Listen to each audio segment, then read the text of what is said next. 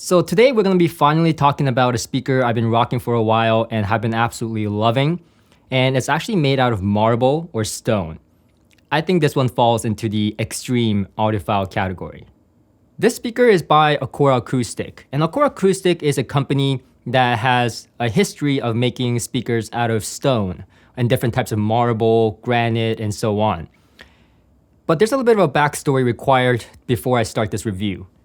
2 years ago, I visited Expona, and at that show, the highlight for me aesthetically and just that wow factor was these speakers that was glowing. They were stone speakers and they installed some type of LED inside to make it glow. And it was a very creative and also a very fun looking speaker. Now those speakers, so they're fairly expensive. Acora Acoustics make high-end speakers here in Canada. And even though they were about an hour away from me, I never really, at some point they were just like a few minutes away from me, but I never really liked their house sound. Their house sound usually falls into the category of being a little bit more clinical, at least for me. And it was all about that little nuance and detail, much like Focal and Magical speakers. While I appreciated what these speakers do, it was never for someone like me that wanted to just sit back and relax instead of hearing every nuance and every detail in the music that can get quite fatiguing to my ears. And then this happened at Toronto Audio Fest where a mere mortal, a mere YouTuber, got to win an award. Jay, Iyagi, you have the award. Yeah.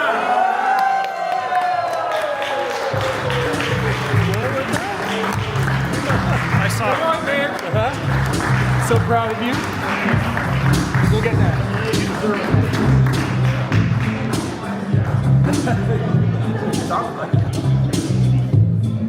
Don't cry, Don. Let me grab it real quick.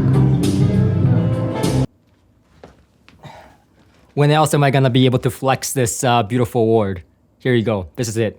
So I got this award at Toronto Audio Fest, and it was dear to my heart because Toronto Audio Fest is one of those shows that's local to me that I got to visit every year. And so to finally win something from them in achievement, I mean, I didn't expect it. I was really flabbergasted. I was quite emotional.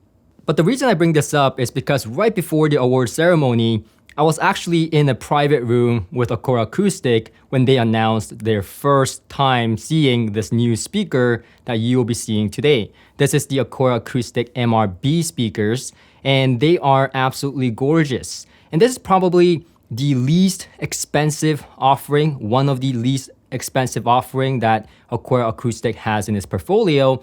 Yet, for me, upon first hearing it, I knew that this was something that I wanted to review and bring attention to you guys. And the funny thing is, Acora Acoustic CEO knew this as well because every show I went to Florida, I saw him at Florida show, Expona for the last 2-3 years, every Toronto, every Montreal show, yet he never asked me to review anything because he knew that the sound of the Acora Acoustic speakers wasn't particularly for me.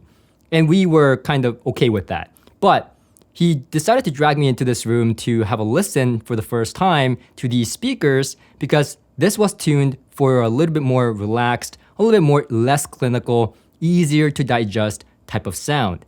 And he was absolutely right. I dig this sound. You know what else I dig? The sponsor of today's video. This is the Soundcore AeroClip, which is completely different from normal earphones on the market, as you can probably tell by the way it fits in my ear.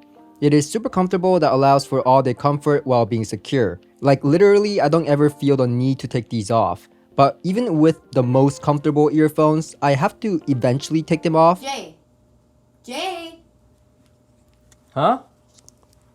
But not with this, because this is an open ear design, meaning I can hear my surroundings just fine. If you were worried about sound leakage, that has also been taken care of as well because Soundcore went the extra step to analyze over 2,000 ear canals to minimize sound leakage while optimizing sound quality with their 12mm customized driver for a clear and crisp sound quality for those phone calls while having a satisfying rich bass for when you are rocking out to some tunes doing your daily chores. Prime Day runs from July 7th to the 13th. Don't miss on the biggest sale of the summer. And even if you're a little late, watching this after Prime Day, I've got you covered. Same deal, extended for a limited time. So make sure to check the link in the description and don't miss on the biggest sale of this summer. Now, despite this speaker being the most budget-friendly, the most, least expensive speaker in the Acora Acoustic lineup, it is still $8,000. And remember that Acora Acoustic is a high-end audio company. So the way they do things is a little bit different from what a budget company may do. And I don't mention that in a snobby audiophile way, and I'm going to explain what I mean.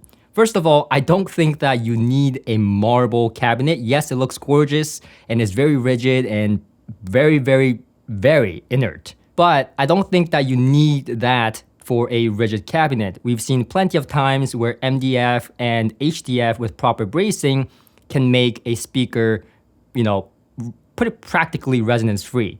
So is this extreme? Yes, it is. But with all things in high end, extreme is the theme.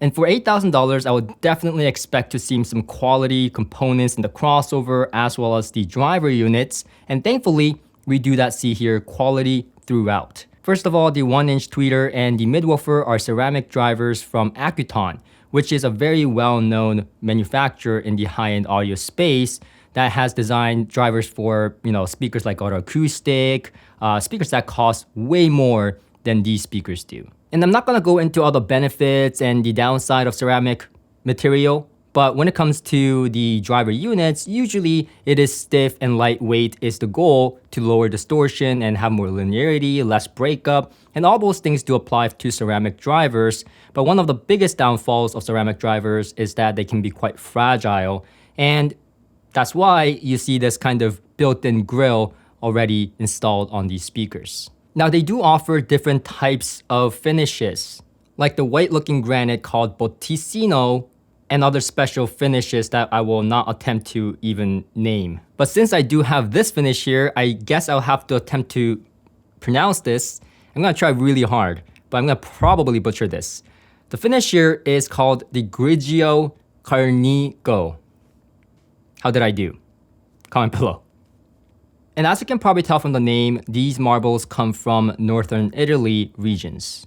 And for a compact two-way loudspeaker with a port in the front, I found the speaker to be quite amazing with the dynamics.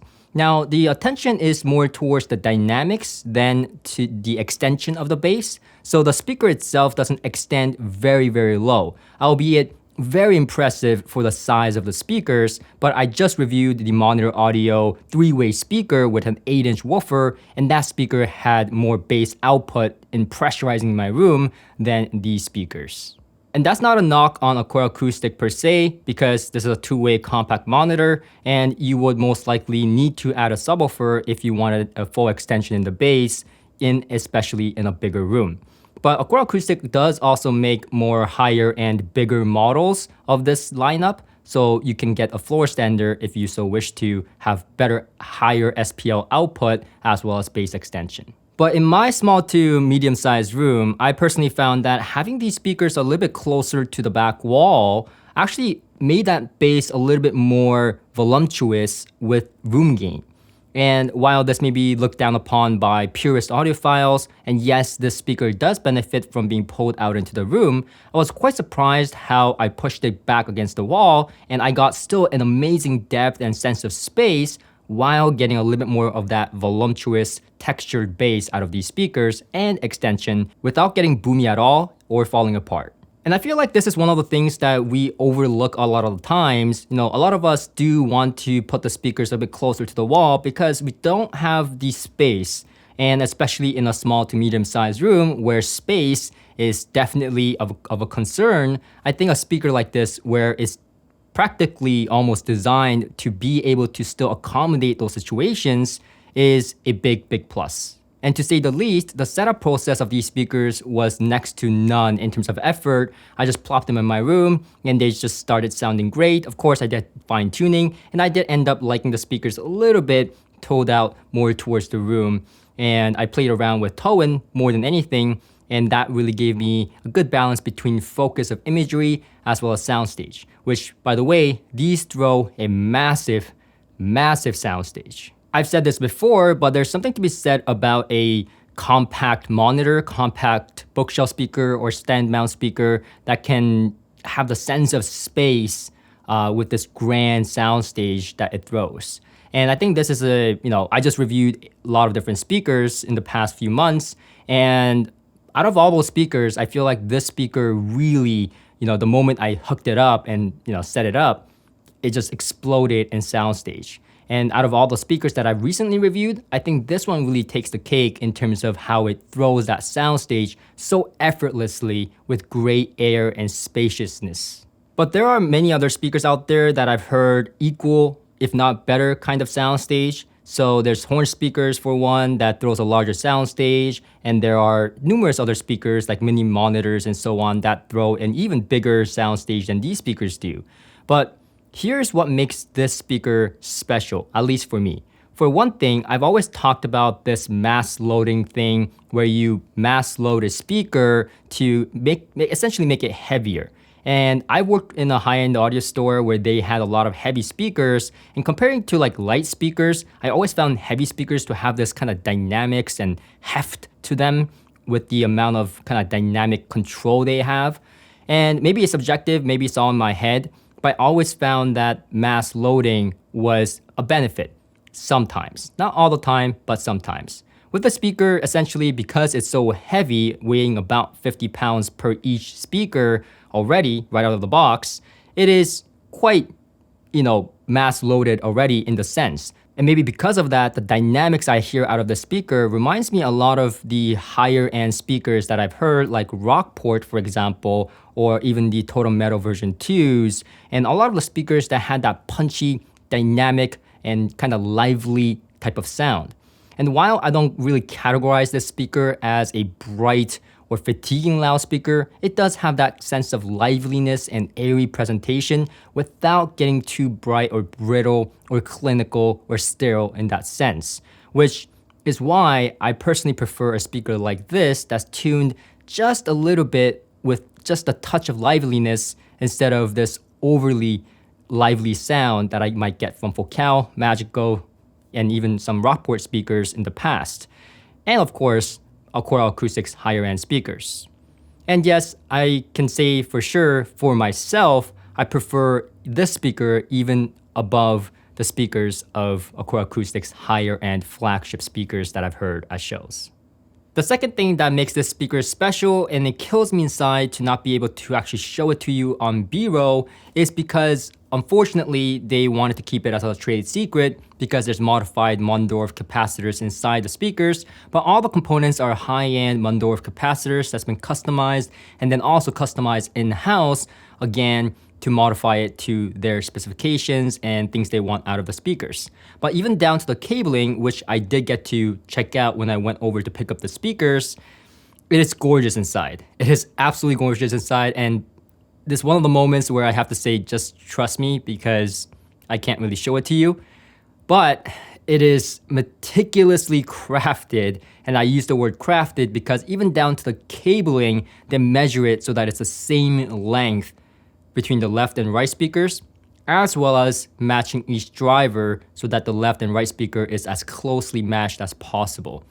And those little efforts do go a long way, especially in the real life listening sessions. Maybe because I saw all this, I'm more biased, but I swear the imaging is so focused and so dead center, from the center imaging to the side imaging of different instruments, the placement, the layering between each instrument. I mean, I can draw it out practically. It is so dead precise. So from the tone of the speakers to how it throws the soundstage, how flexible it is to set up, there's a lot to like about the speaker. And there's one other thing that I like about the speaker, and then I'll get into some of the drawbacks that I have seen with the speaker. And there's not that many. So not only is the speaker flexible to set up, it is also flexible in terms of amplifier pairing. While personally, I would go for something a little bit more richer and warm sounding to kind of make it a little bit more inviting sound to personally, cater to my liking. But for those that want a little bit more livelier presentation, you can even go with neutral or even a little bit more brighter gear. And I personally found great success with the Acouphase E3000 integrated amplifier that I've been rocking, as well as the Live Harmony model blocks, which was quite frankly my favorite pairing with these speakers. And then you can even go with something like the Hagel H400 that also sounded really good. Even though with that pairing, I did find it slightly on the verge of too fatiguing for my ears.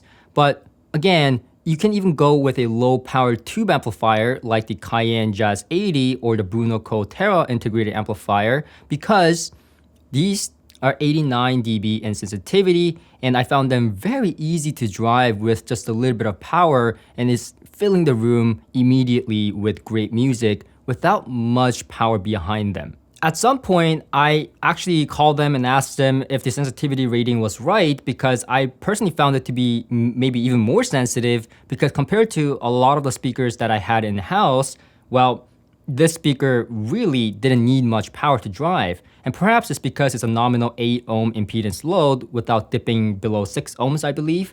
But I was very impressed with how easy and effortless it was to drive these speakers with practically any amplifier. Now, I do say any amplifier, but there was one exception. It sounded virtually great with any amplifier I had in-house, except for my main amplifiers, the AGD Audience. For whatever reason, it just didn't sound great. It sounded a little bit dead. And I don't know why that is, but that was the only exception. Even the Live Harmony, which also is a GON-fed amplifier, sounded great with these speakers. And if you wanted even more sensitive speakers, they do have their floor standard variants that does put the drivers in parallel to make it even more sensitive. Which is awesome for those that want a tube kind of sound with their speakers, because with these speakers, with tube amplifiers, the soundstage, as you can imagine, just absolutely explodes. It is very holographic, 3D-like, lifelike, and it surrounds you, envelops you, almost like a surround system. And that is the hallmark of the speaker with a tube amplifier. Now, the bass I found to be a little bit too light with tube amplifiers, but that also depends on the tube amplifier. And if you're gonna be going with a tube amplifier, I highly recommend adding in a sub to get that a little bit more oomph out of these speakers at the bottom end. But when it comes to mid-bass punch, even with tube amplifiers, and especially with solid-state amplifiers, it absolutely punches the heck out of your chest. Now, I really do love these speakers, but nothing is perfect. And I don't really have a lot of complaints with this speaker, and I may be nitpicking here, but the binding post was a big kind of downside for me, because while it's using Cardus, high-end binding post that they believe to sound really good, and the reason they told me they use it is because they found it to sound the best. But personally for me, because you cannot use banana cables, and I've tried, it just does not fit, you can only use spades. And that forced me to use a specific set of cables that I had to, use, instead of being able to use whatever cable I want. So if you have cables like myself that only had banana ends, then you may have to switch your cables to spades, which is not a big deal, and spades are technically better. But personally for me, I just found that to be a little bit of a quirky downside for the price tag of this speaker. Now, another downside that I've personally found was that while it sounds great with most recordings, it doesn't do too well with like the most poor recording. It is not the most forgiving loudspeaker, so anything like modern recordings with a lot of auto-tune, rap, and if you play stuff like that, then this speaker may not portray those tracks in a favorable way. And I already mentioned this, but these speakers don't extend as low as something like the Monitor Audio or the SVS Towers or the Arendelle speakers that I reviewed that cost far less than these speakers, but do extend lower in terms of the bass extension. But of course, we have to realize that these speakers are going for a different type of sound and does throw a much larger soundstage. And in terms of comparison, I'll compare it to two of my favorite speakers of all time. One I'm rocking right now, the Platimon with just the VC1 module, which is the bookshelf module for about $6,000 and about $8,000 with the stands. And the second one I'll compare it to is the Sonos Faber Electamotor 3, which I absolutely love. And that speaker is, one of my speakers that I will eventually rebuy because of how much I love it. But both of these speakers are what I consider a, standard high-end quality bookshelf speaker designs with fairly different type of sound profiles. And I'll actually categorize the Platimon as something of a unique sound character, something that has a bit of a acquired taste, I would say. And that seemed to suit me very well with what I have in terms of my gear right now. So I don't see myself switching over to this speaker particularly from the Platimons because I do like that more transparent sound.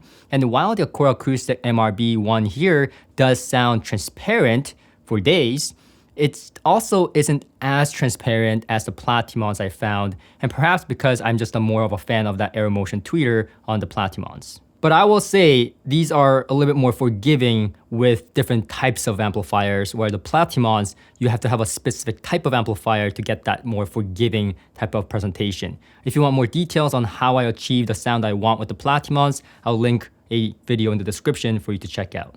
Now, in comparison to the Electro Amateur 3s, it's totally different speaker compared to the MRB1s here, or the Platimons for that matter. The Sonos Faber Electro Amateur 3, I mentioned it and reviewed it a few times, so I'll link to those videos in the description as well. But basically, those are more warm, rich, thicker type of sound that is much more forgiving than these speakers are or the Platimons. Found those speakers to be quite voluptuous in the bass and mid bass. It has an exaggeration. It is a little bit more colored than the Platimons or the MRB ones, readily more colored. But I also found that it has character and a very musical type of sound that I really enjoyed. And I look forward to purchasing that speaker again in the future when I move. But other than that, I did find that the clarity, the transparency, the detail retrieval, the nuance, the sound staging was all in favor of the MRB ones here. And maybe what that tells you is that even though I like the tonality and the sound profile of these speakers versus any other Acora acoustic speakers I've heard in the past, maybe I'm still not sold on the house sound of Acora acoustics, and I like the house sound of other brands better. But despite all that, there is no mistaking that the speaker brings a wide soundstage, deep soundstage, great layering, imagery, pinpoint accuracy in the imagery, and all these things, and the flexibility as well with the pairing of the amplifiers and the placement. There's a lot that this speaker brings to the table with quality craftsmanship, with marble cabinets. So for those that was looking at maybe Focal, Revel, BMW, Rockport, those type of speakers, maybe you may look at this speaker as well, especially considering that personally for me, I would choose these speakers over those just for the fact that these actually have a tone that I like better than those speakers when it comes to that livelier presentation. It doesn't overdo it. And that's the big thing for me, is that it doesn't overdo it and is still perfectly okay for those non-dissecting, laid-back listening sessions where you're just engulfed in the music without having to dissect everything in the music. And I'll leave this for the last because it matters the least, but personally for me, I really love the looks of these speakers, and all my family members absolutely dig the look of these speakers. So let me know in the comment section below what you think. I know $8,000 is a tall order, but I think this speaker brings a lot to the table that is desired by many audiophiles, including myself. So let me know in the comment section what you think, and I'll see you guys on my next journey, on my next episode. Until next time.